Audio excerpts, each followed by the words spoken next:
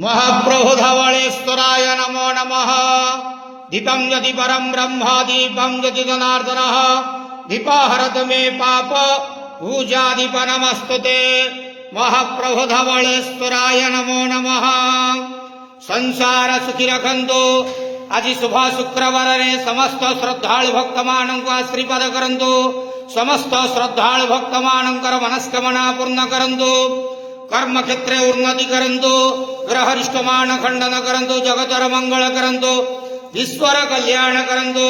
आपणकर नाम विख्यात करंतु। सबकर डाक श्रवण करंतु। हर हर महादेव शिव शंभो।